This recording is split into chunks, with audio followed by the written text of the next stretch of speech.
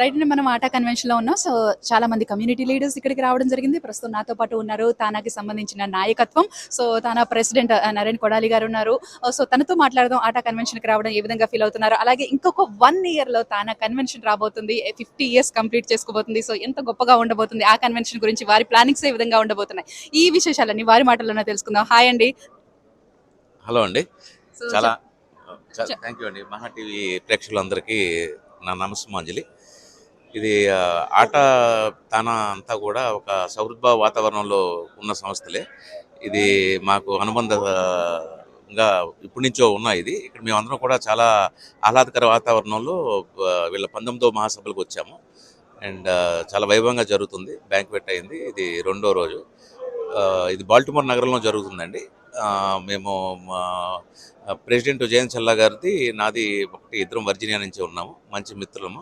I'm very happy for this great event here. And మేమంతా కూడా సహృద్భావ వాతావరణంలోనే చాలా కార్యక్రమాలు చేస్తూ ఉంటాము. మా ఊర్లో అందరికీ ఉన్న మైత్రి బంధం బట్టి ఇక్కడి నుంచి ఒక 1 అవర్ ప్రయాణం చేసి కనీసం 2-3 వేల మంది దీన్ని విజయవంతం చేయడానికి మేమందరం కూడా ఇక్కడ ఇక్కడ వచ్చామండి ఈ కార్యక్రమాన్ని. ఓకే. నవీన్ గారు. సో, ఒక నాయకుడిగా ఉన్నప్పుడు సో, ఇంకా మనకి ఎక్కువ ఆప్షన్ ఉంటది చేయడానికి. సో, ఎక్కువగా మీరు ఫోకస్ చేసిన అంశాలేంటి మీ లీడర్‌షిప్‌లో? మాది రాబోయేది తానాది స్వర్ణోత్సవాలండి. 50వ సంవత్సరం అది. సో, కొంచెము మొత్తము దేశవ్యాప్తంగా చాలామంది సభ్యులున్నారు. మా సంస్థలో ఒక 75,000 మంది సభ్యులుంటారు.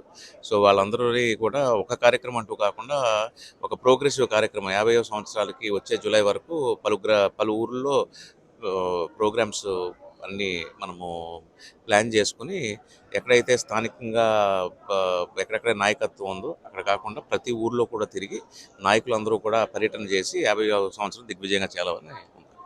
సో, జనరల్‌గా ఈ కన్వెన్షన్‌ల ద్వారా అంటే మనం ఎంతోమంది తెలుగు ప్రజలు హాజరవుతూ ఉంటారు. సో, ఏం చెప్తే బావుంటుందంటారు అసలు?